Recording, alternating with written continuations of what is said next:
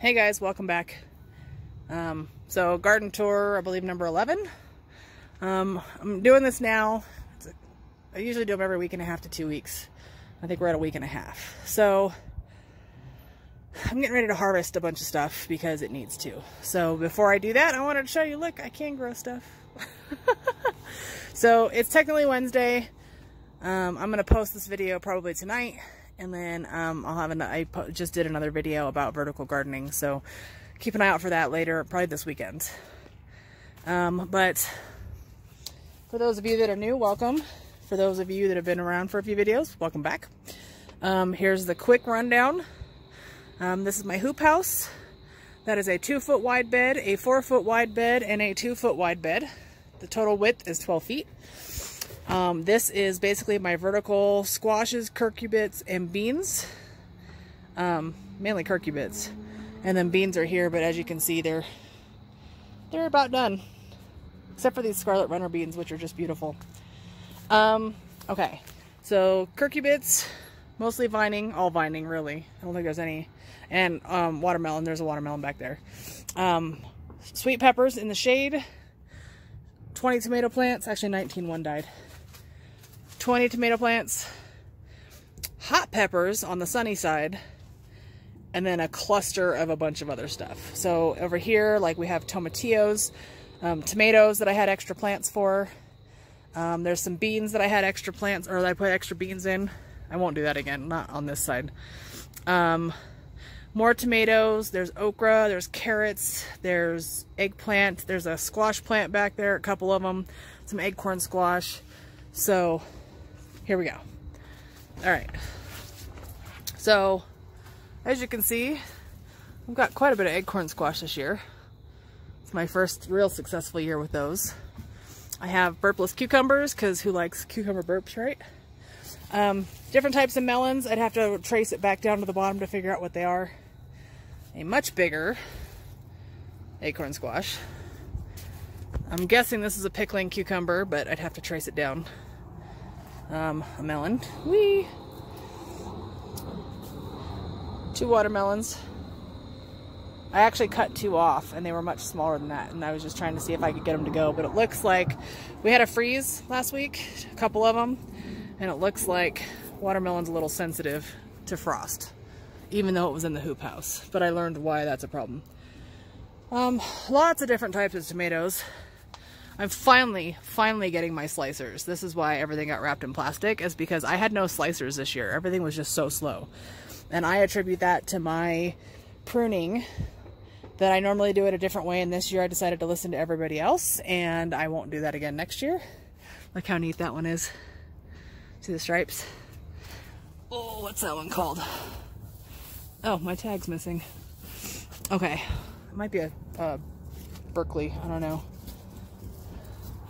But these plants are 7 feet tall. I have topped them several times.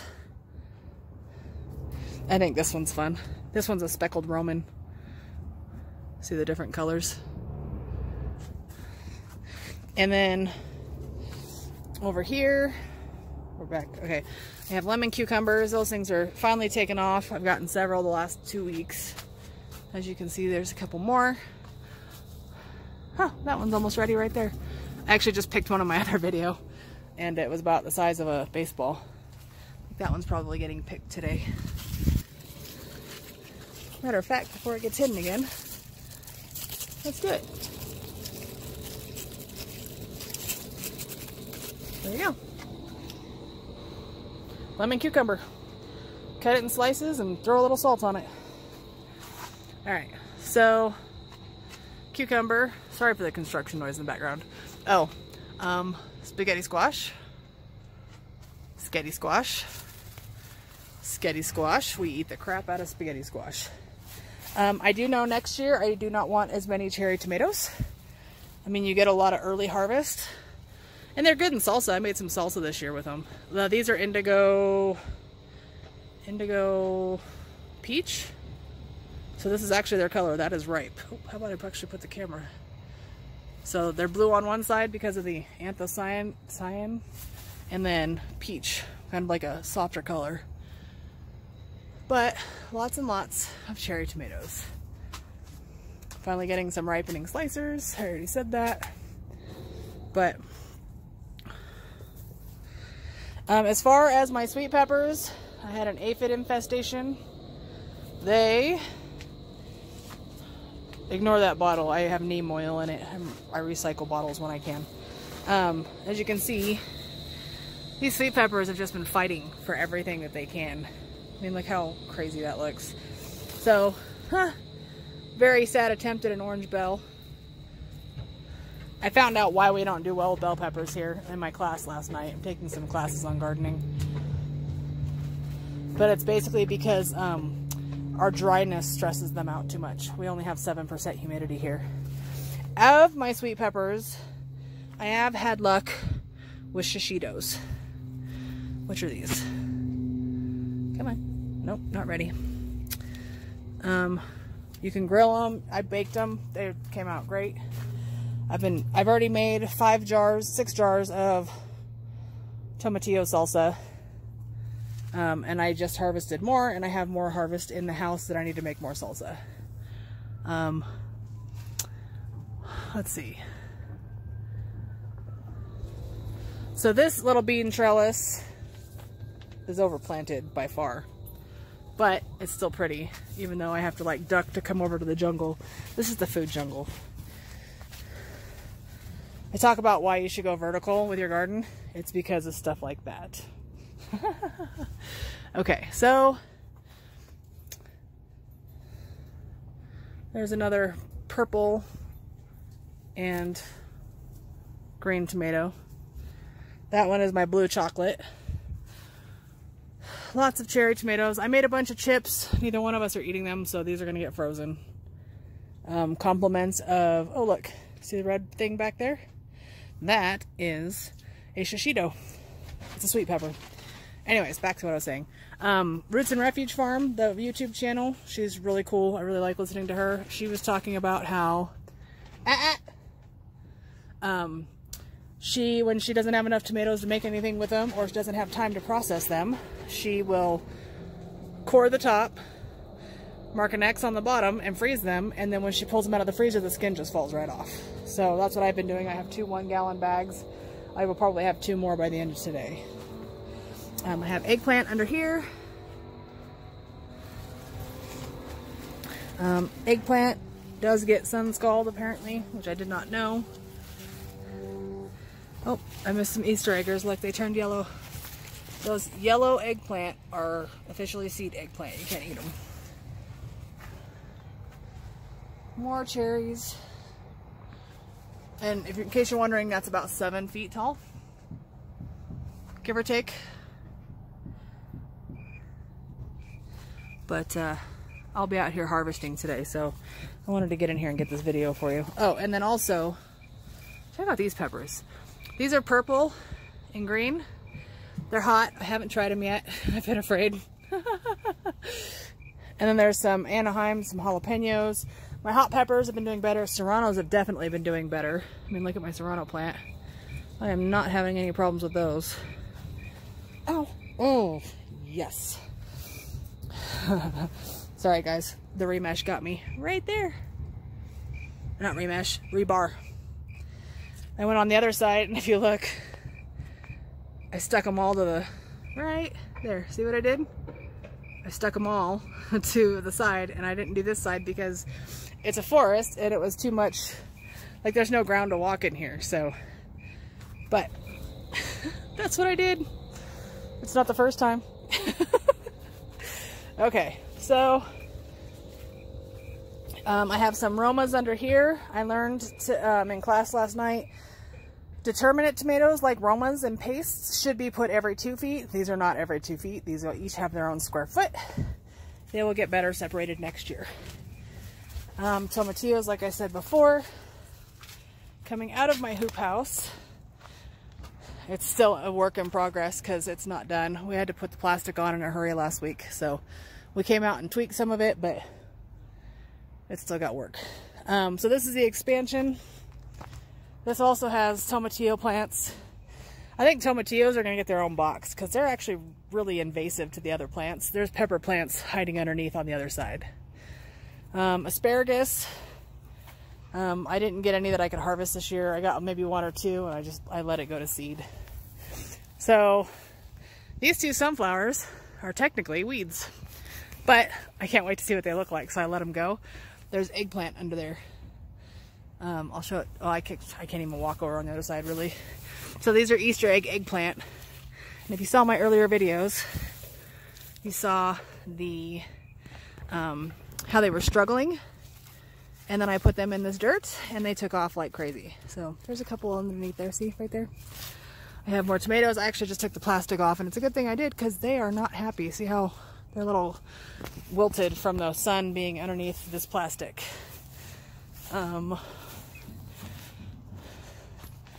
That got frozen. I don't think it's a pumpkin. I guess pumpkins are good down to about 25. So I don't think that's a pumpkin. I think it was another type of squash, and I may pull it out just so I can walk around it better. So this is brassicas, stuff that'll do well into cold weather, about 20 degrees. My bok choy. Don't mind the clamps, that's all so that I could work with the plastic over here. And yeah, all right, let's go to the other garden. So we are at last year's garden expansion. That's going to be garlic. It's been getting soaked and getting prepped. I'll put garlic in it probably in the next couple days. Honestly, the soil was already beaten down, and I came through and I planted a bunch of stuff, and not a whole lot happened with it. And then I put some new soil on top and watered it in, and I started getting growth. So there's some carrots, some beets. My radishes went to seed, so I threw a couple radish seeds in there recently. So that's what's going on there. And walking down our little path into the greenhouse. The herbs had to get moved in here, although I think I need to open the top. It's supposed to be 80 to get today. My oregano's a little sad. I'm gonna have to dry it out and do something with it.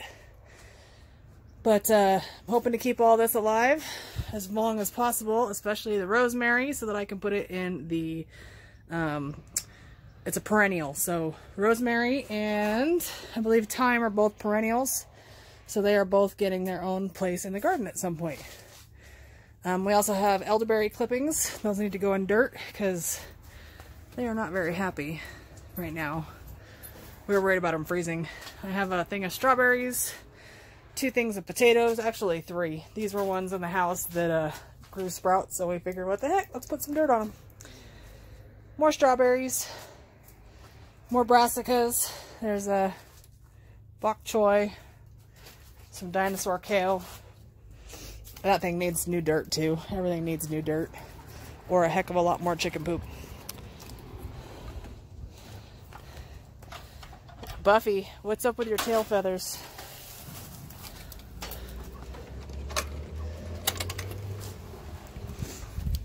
She's not gonna be a rooster, is she? I'm kind of leaning towards rooster on her. We'll have to see. I don't know why her feathers would be sticking out like that unless somebody tried to steal them. If she crows, she gets eaten. All right.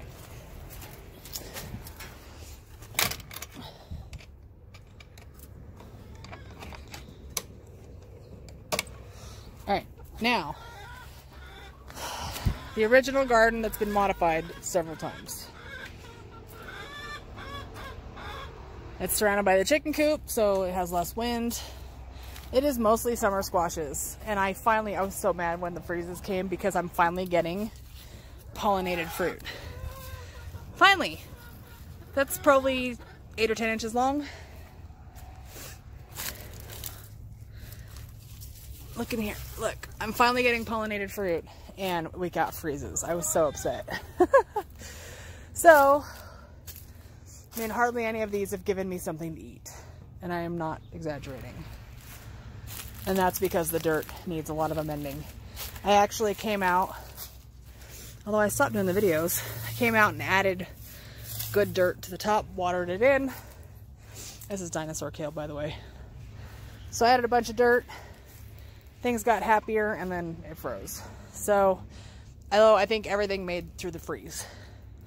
I did have, so when these died off, these peas died off, I took the pod, snapped it open, stuck it in the ground, and I have new pea growth. That's what these are. They're happy little peas doing their thing, and I stuck them all the way down the row.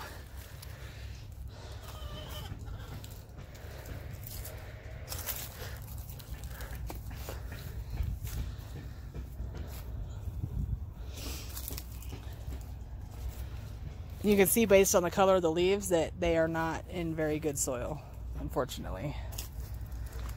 And then over here, more tomatoes.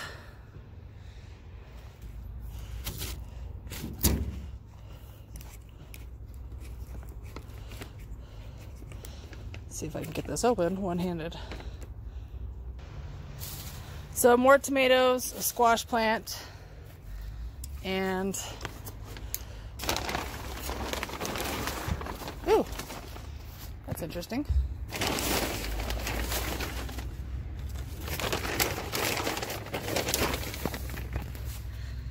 I'm wondering if that one right there froze. See the color? There's also a watermelon plant under here, but I don't think it's going to get very far because these don't seem to be liking the cold weather, at least not in my other garden. So anyways, also corn, pro tip, do not buy corn in the packages that are pre-started. I started those from, they started them at the nursery. I bought them from the nursery. They've done nothing. These are the ones that I put in the ground in my bad soil. They're about 4 feet tall, these tall ones. Close to 5. I may or may not get a corn out of it. Maybe I can get something out of it to at least get some seeds for next year and do better next year. And then my sunflowers, they did not like the cold. I'll get some seeds for the next year. I did put some flowers in here for some pollinators. Oh, that's what else needs its own space is the lavender. It's going to get its own home too. So, because it's a perennial. It's going to grow back next year. Oh, you're pretty. That's Cocozelle. Can you see the color? There you go, in the sun. So, finally getting something to eat. There's one back there too. I don't know if you can see it. And then, oh, one of the fun ones I've been waiting, and I have yet to get a single one yet. Zephyr squash. And that's not pollinated. The chickens are going to get that one. Let's cross our fingers on that one, shall we? There's actually a few plants. That one might make it. That one hasn't opened yet, so we might have hope. But summer squash, I usually have it coming out of my ears. This year, not so much, because I needed to amend the dirt and I did not do it properly. So make sure you got good dirt. All right, there it is, guys. I know it kind of looks repetitive, but like I said, I'm getting ready to harvest. So I wanted to make sure you guys could see that there's actually fruit in my garden before it disappeared. All right, well, thank you for your time. Thanks for stopping by. Have a good one.